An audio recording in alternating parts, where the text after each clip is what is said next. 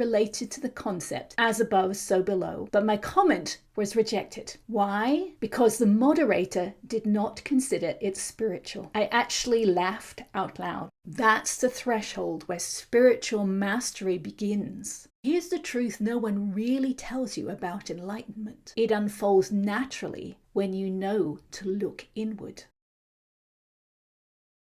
I recently posted in an advanced spirituality group on Quora. I shared something deeply personal about sensing inside my body and how it related to the concept as above, so below, but my comment was rejected. Why? Because the moderator did not consider it spiritual. And that moment said everything. I actually laughed out loud. You can read all the spiritual books in the world, but if your awareness stays in your intellect, you'll completely miss what those teachings are pointing to. We'll come back to this story at the end, but here's the part that most people miss about spiritual wisdom. Most of the books we revere, they're translations, not just across languages, but across levels of self-awareness. A lot of them were written down by people who never lived what the original teachers embodied. They captured the words, but not the felt sense of the teachings. So they did their best, but their best was intellectual. And over time, we started calling that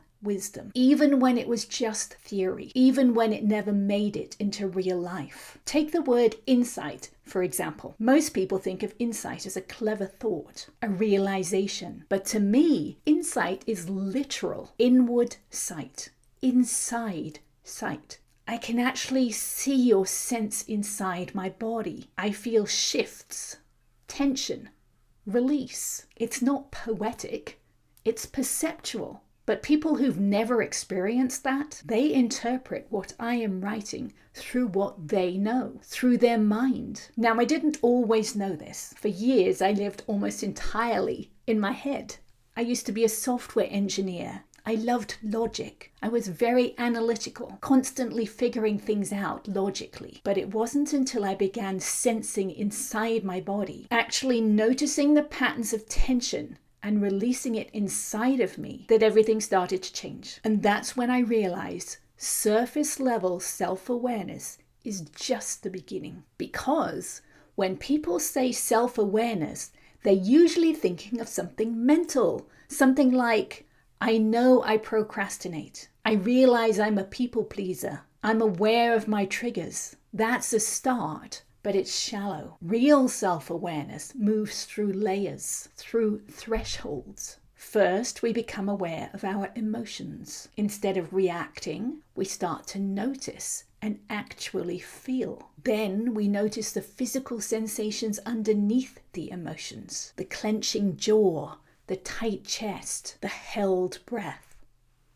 Because most negative emotions are simply tension plus a story. And then if we go deeper, we start to sense inside the body itself. We become aware of the inner space, the tension hidden inside. That's the threshold where spiritual mastery begins, because suddenly you don't just believe you're not your body, you know it. You're perceiving within the body from a deeper place within your head. You don't just read the teachings, you recognize them. Some of them start to feel familiar because they now match your own direct experience. And you understand what the word insight truly means. You start to see the path not as an abstract idea, but as something real and alive within you. And here's the truth no one really tells you about enlightenment. It's not something you chase. It's not something you read into existence. It unfolds naturally when you know to look inward.